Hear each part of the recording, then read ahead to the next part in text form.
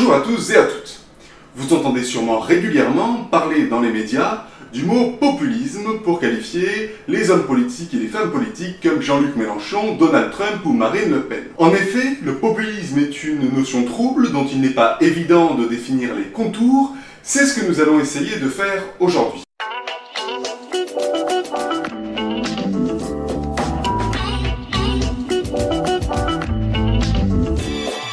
On considère souvent que les populistes ont en commun le rejet de l'immigration, de la finance, de la mondialisation et la protection des classes les plus pauvres face aux élites politiques ou financières. Pourtant, Viktor Orbán, le dirigeant de la Hongrie, mène une politique économique très libérale et est tout à fait opposé à l'accueil des réfugiés et des migrants. D'un autre côté, Jean-Luc Mélenchon ou le leader espagnol d'extrême gauche Pablo Iglesias sont pour une intervention de l'État dans l'économie pour soutenir les plus démunis et sont pour l'accueil des réfugiés. Nous le voyons bien, ces différents populismes ont des visions très différentes, voire totalement opposées. Alors, quoi en commun ces mouvements présents dans la quasi-totalité des pays occidentaux? Ces partis ne sont pas forcément nouveaux. Le Front National a été créé en 1972 et le FPÖ autrichien en 1955.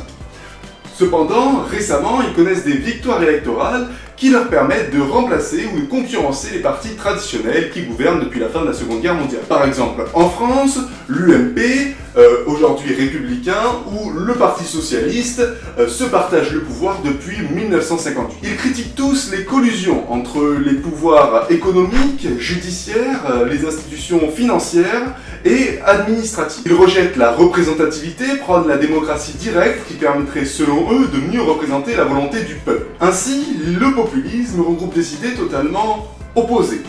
Cependant, il y a un point commun qui est de considérer que le peuple a toujours raison. Or, si le peuple détient en effet la souveraineté politique, ce n'est pas pour autant qu'il a toujours raison. Cette vision du peuple amène des dérives, puisque toutes les opinions divergentes sont donc considérées comme fausses, comme mensongères, ce sont des contre-vérités, on peut faire référence ici à Trump, et de plus, ça mène à une méfiance envers les autres peuples qu'il faudrait combattre ou contre lesquels il faudrait se protéger. Pour conclure, le populisme est une notion très vague. Il est facile de poser sur tous les mouvements contestataires qui se réfèrent au peuple l'étiquette de populiste, surtout quand aujourd'hui les médias doivent produire de l'information à un rythme effréné. Mais simplifier les arguments politiques en les taxant de populistes réduit considérablement notre sens critique. J'espère que cette courte vidéo vous aura plu. Si c'est le cas, n'hésitez pas à mettre un j'aime et à vous abonner. Pour écrire cette vidéo, j'ai beaucoup utilisé cette revue. Je vous la conseille, elle est en vente jusqu'au mois de septembre et elle est très complète sur le thème du populisme. Pour finir, j'aimerais que vous répondiez à cette question: